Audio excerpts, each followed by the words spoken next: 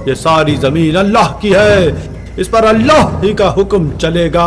अब हमारा सफर स्पेन की जानिब होगा, जहां जालिम रॉड्रिक पातशाह काबिज है। अंदलुस का रास्ता खुल चुका है। ए अल्लाह, तेरा शुक्र है, हमारे लिए रास्ते खोल दे और इस्लाम का बोलबाला फरमा दे। तारिक बिन ज़ियाद दुनिया इस्लाम का एक बहादुर जंगजू था। जब वो अपने सिपाहियों के साथ अंदलुस के साहिल पर पहुंचा तो उनके उस अजीम सालार ने सारी कश्तियां जला डाली। अब उन सिपाहियों के पास वापस लौटने का कोई जरिया न था। अंदलुस को फतह होना था या उन सब की शहादत थी। यूरोप को हमने बेदार किया। हिस्पानिया की यूनिवर्सिटियों से इल्म, हुनर, फलसफा, साइंस, रियाजी, मेडिसिन, ये सारी चीजें हमने सिखाई।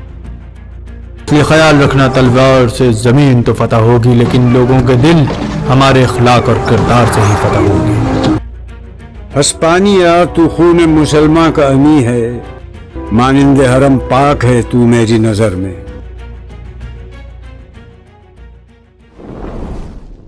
इंसानी तारीख़ मुख्तलिफ़ अक़वाम के उरूज व ज़वाल की दास्तानों से भरी पड़ी है। एक कौम का ज़वाल दूसरी कौम के उरूज का सबब बनता है, और जब कभी कोई कौम दूसरी कौम पर गालिब आती है तो वो उस कौम पर असर अंदाज होती है और अपने तहज़ीब व सक़ाफ़त और दीन व मज़हब के गहरे असरात छोड़ती हैं। इसकी एक मिसाल अंदलुस यानी मुस्लिम स्पेन है, जिस पर मुसलमानों ने तकरीबन 800 सालों तक बड़े जाहो जलाल के साथ हुकूमत की और मुस्लिम तारीख़ के एक सुनहरे दौर का आगाज़ किया। अंदलुस का चप्पा चप्पा मुसलमानों के अज़मत व शौकत की आज भी गवाह है। वहाँ के खूबसूरत वादियाँ, इमारतें, फ़िज़ा, नदियाँ और वीरान मस्जिदें मुसलमानों की इबरतनाक तारीख़ की आवाज़ों से आज भी गूंज रहा है। वहीं मुसलमानों के ज़वाल और अंदलुस में मुसलमानों के दर्दनाक ख़ात्मे की कहानी बहुत ही हसरतनाक है। आज स्पेन में मौजूद इस्लामी इमारतें, मस्जिदें और खंडरात दुनिया वालों को ये सोचने पर मजबूर कर देती हैं कि जो कौम आज ख़िज़ा का शिकार है उसकी बहार कितनी शानदार थी।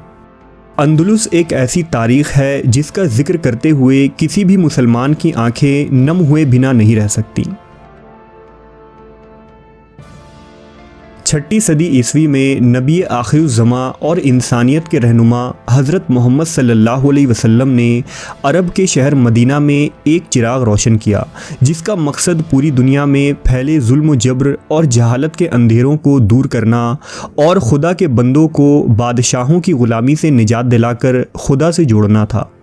हज़रत मोहम्मद सल्लल्लाहु अलैहि वसल्लम के हयात मुबारका से ही आपके साथियों ने अरब के बड़े हिस्से को फ़तह कर लिया और 100 सालों के अंदर मुसलमानों ने मदीना शहर से निकलकर रोम और फ़ारिस के 1000 साला हुकूमत को गिरा कर रख दिया। इस्लाम की हुकूमत 3 बर्रे आज़मों पर कायम हो चुकी थी, जिसका मगरिबी किनारा अटलांटिक ओशन और मशरिकी किनारा सिंध तक फैल चुका था।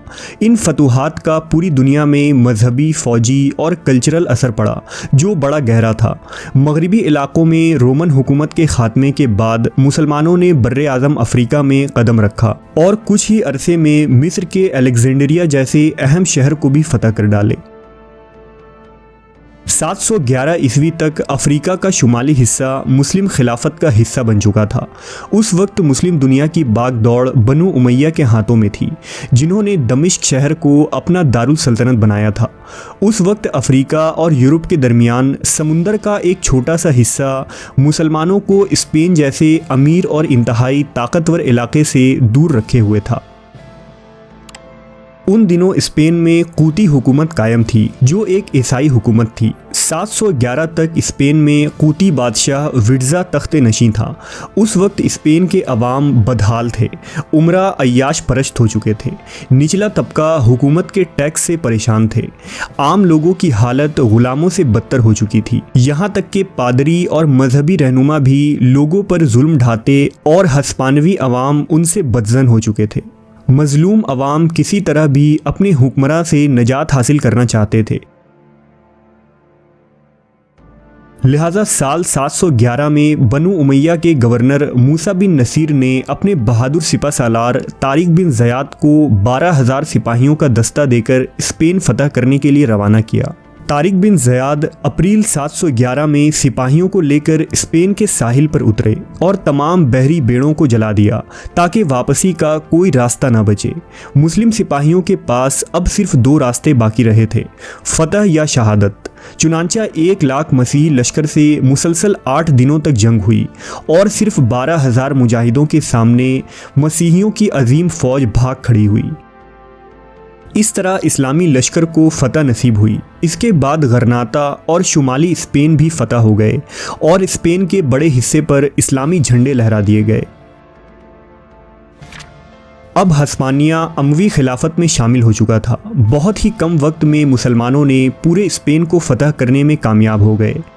लेकिन तारिक बिन ज़ियाद के बाद अमवी खिलाफत का खात्मा हो गया और बनु अब्बास की हुकूमत आई। अब्बासियों ने हुकूमत संभालते ही अमवी ख़ानदान के हर फर्द को चुन चुन कर कत्ल किया। लेकिन अमवी ख़ानदान का एक शहज़ादा अब्दुर्रहमान छुपता छुपाता अंदलुस पहुंचने में कामयाब हो गया, जहां अमवी शाही फ़ौज उसकी मुंतज़िर थी। लिहाजा स्पेन में बनु उमैया की एक नई हुकूमत की नींव रखी गई।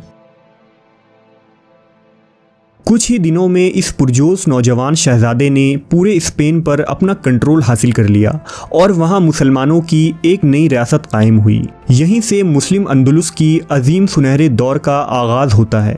उस ज़माने में बेशुमार अरबी और बर्बर लोगों ने अंदलुस हिजरत की। इस्लाम की तबलीग व इशाअत पर जोर दिया गया। खलीफा ने गरनाता शहर को खूबसूरत तरीन बना दिया। हज़ारों मदरसे, कुतुब खाने, मस्जिदें तामीर करवाई गईं। कुर्तुबा, मालका, सरकस्ता, अशबीलिया और जयान के शहरों में आला तालीम के हुसूल के लिए यूनिवर्सिटियां कायम की गईं। जब यूरोप अय्याम जाहिलियत यानी डार्क एज में था, उस वक्त अंदलुस में मुस्लिम साइंसदां और माहिरीन जदीद साइंस और टेक्नोलॉजी में तरक्की के ऊंचाइयों को छू रहे थे। इंसानी तारीख़ में सबसे पहला कामयाब इंसानी ऑपरेशन अंदलुस के मुसलमान तबीब अबू अल कासिम अल ज़हरावी ने किया था और उन्होंने ही सर्जिकल आलात तैयार किए। अंदलुसी साइंसदां अब्बास इब्ने फरनास पहले इंसान थे जिन्होंने इंसानी तारीख की पहली उड़ान भरी और हवाई जहाज़ के बेसिक स्ट्रक्चर को पेश किया। रियाजी, ज्योमेट्री और कैलकुलेशन में भी अंदलुसी मुसलमान रियाजी दानों का अहम कारनामा है, जिन्होंने अरबी एदाद की ईजाद की, जिसकी मदद से बाद में यूरोप में गिनती और एदाद व शुमार की बुनियाद रखी गई। वो घड़ी जिसमें सबसे पहले 12 घंटे दिखाए गए, वो भी अंदलुस के साइंसदां इब्ने कातिब ने तैयार किया था। इब्ने रुश्द, जिन्हें जदीद फ़लसफ़े का बानी करार दिया जाता है, उनका ताल्लुक भी अंदलुस से था, जिन्होंने अरस्तू के फ़लसफ़ों को दोबारा ज़िंदा किया और जदीद फ़लसफ़े के रैशनलिज़म के कंसेप्ट को पेश किया, अज़ीम के कंसेप्ट को पेश किया। अजीम जोग्राफिया दां और नक्शा नवीस मोहम्मद अल इदरीसी ने भी अंदलुस के यूनिवर्सिटियों से तालीम हासिल की थी, जिन्होंने दुनिया का सबसे पहला नक्शा बनाया और जिन्होंने कोलंबस से 400 सालों पहले अमेरिका का सफ़र किया था। इसी तरह की सैकड़ों मिसालें हैं जिन्हें अगर एक जगह तहरीर की जाएं तो सफ़ों के सफ़े भर जाएंगे। मुख्तसर ये कि मुस्लिम अंदलुस की अज़ीमुश्शान तहज़ीब के बतन से ही यूरोप में निशातुस सानिया की पैदाइश हुई, और अगर अंदलुस न होता तो शायद आज यूरोप के तमाम तर तरक्की याफ्ता इजादें, उलूम और फ़लसफ़े भी न होते। अंदलुस एक जगमगाता और ख्वाबों का शहर था, जिसमें बेशुमार दुकानें थीं। सारिफीन के लिए बेश कीमत और मनपसंद चीज़ें बनाई जाती थीं। कुर्तुबा में चमड़ा, रेशम, कागज़ और क्रिस्टल पैदा किए जाते थे, जिसकी तिजारत यूरोप और मुस्लिम दुनिया के साथ होती थी। अगर कोई यूरोपी मियारी तालीम हासिल करना चाहता तो वो अंदलुस आकर मुसलमानों के यूनिवर्सिटियों से फ़ायदा हासिल करता। अगर अंदलुस को उस वक्त का पूरी दुनिया का जदीद साइंसी इल्म और फ़लसफ़े का सेंटर कहा जाए तो ये गलत ना होगा। लेकिन वक्त बहुत जल्द पलटा और अब मुस्लिम स्पेन का ज़वाल शुरू हो चुका था। हुक्मरां और उमरा अय्याश और माल दौलत के हरीस हो गए और हुकूमत के खातिर मुसलमान आपस में ही लड़ पड़े। अब्दुर्रहमान की अजीम सल्तनत के टुकड़े टुकड़े होना शुरू हो गए। अंदलुस की मुस्लिम रियासत 5 हिस्सों में बढ़ गई। हालत ये हो गई कि एक मुस्लिम रियासत दूसरे के ख़िलाफ़ ईसाइयों से मुआहदे करने लगे और आपस में ही साजिशों और जंगों का सिलसिला शुरू हो गया। चुनांचा इसका फ़ायदा उठाते हुए अरागोन और फस्ताला की मजबूत मसीही हुकूमत वजूद में आई। मसीही सल्तनत की मलका इज़ाबेला और फिस्ताला के बादशाह फ्रेडिनंद, जो शदीद मुस्लिम दुश्मन थे, इन दोनों ने आपस में शादी कर ली और दो मसीही रियासतों को मिलाकर मसीही मज़ीद मजबूत हो गए।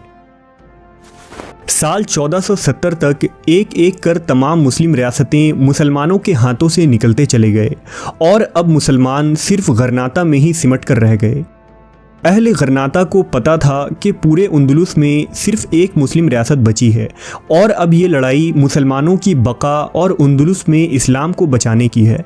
लिहाजा गरनाता के बादशाह अबू अल हसन ने फ्रेडिनंद से दो दो हाथ करने के लिए मैदान जंग में उतर पड़ा।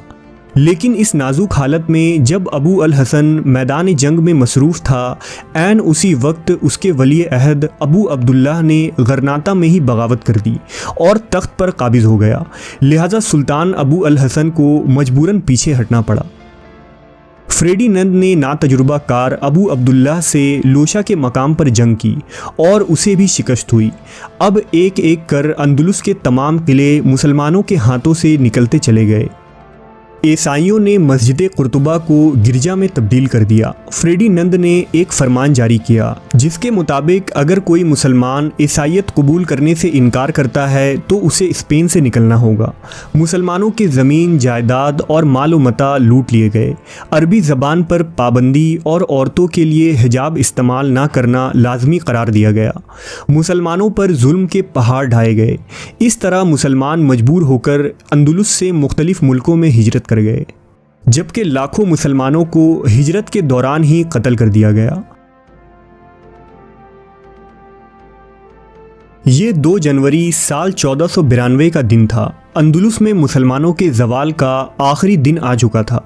मसीहियों का बादशाह फ्रेडिनंद अपनी मलका इज़ाबेल के साथ अल हमरा के दरवाजे पर पहुंच गया। अबू अब्दुल्लाह ने अपने आबाओ अजदाद की कब्रें खोदी, उनकी हड्डियां निकाली, उन्हें संदूक में भरी, फिर ख़जाने इकट्ठा किए और ख़ानदान को साथ लिया और अल हमरा की चाबियां लेकर बाहर आया। ये वो दिन था जब तारीख करवट बदल रही थी और एक ऐसा अलमिया जन्म ले रहा था जो आज 530 बरसों बाद भी दुनिया के हर मुसलमानों की आंखों को गीली कर देता है। 2 बादशाह आमने सामने खड़े हो गए। एक बादशाह वो था जिसके आबाओ अजदाद ने 700 सालों पहले मुसलमानों के हाथों ये सरजमीन हारी थी और एक बादशाह वो था जिसके आबाओ अजदाद ने इस ज़मीन पर 782 साल हुकूमत की थी और यूरोप को जदीद मशीनों और उलूम का तोहफ़ा दिया था। ये दोनों अपने अपने तारीख के बोझ को कंधों पर लाद कर एक दूसरे के सामने खड़े थे। हारे हुए मुस्लिम बादशाह ने जब अल हमरा की चाबियां फ्रेडिनंद को देने के लिए हाथ आगे बढ़ाया तो 782 साल के बोझ ने उसके हाथ लरजा दिए और चाबियां ज़मीन पर गिर पड़ी। अबू अब्दुल्लाह चाबियां उठाने के लिए झुका, लेकिन फ्रेडिनंद ने उसका कंधा पकड़कर उसे रोक दिया और कहा, नहीं बादशाह नहीं, अल हमरा ऐसी दौलत है जिसके लिए हम तुम्हारे कदमों में झुकने के लिए भी तैयार हैं। और फिर दोनों बादशाह एक साथ झुके और चाबियां उठाई। अबू अब्दुल्लाह अपने ख़ानदान के साथ गरनाता से निकला और गरनाता की सरहदों पर पहुंचने के बाद एक छोटी सी पहाड़ी पर रुका। गरनाता शहर उसके सामने बिखरा हुआ था और वो आखिरी बार अपना शहर देख रहा था। उससे बर्दाश्त न हुआ और उसके आंखों से आंसू जारी हो गए। उसकी जहां दीदा माँ उसके साथ ही खड़ी थी, उसने गुस्से से बेटे की तरफ देखा और वो तारीखी अल्फाज बोली जो आने वाले वक्त में तारीख बन गया। माँ ने कहा, बेटा, जिस सल्तनत की तुम मर्दों की तरह हिफाजत न कर सके, अब उसके लिए औरतों की तरह आंसू ना बहाओ।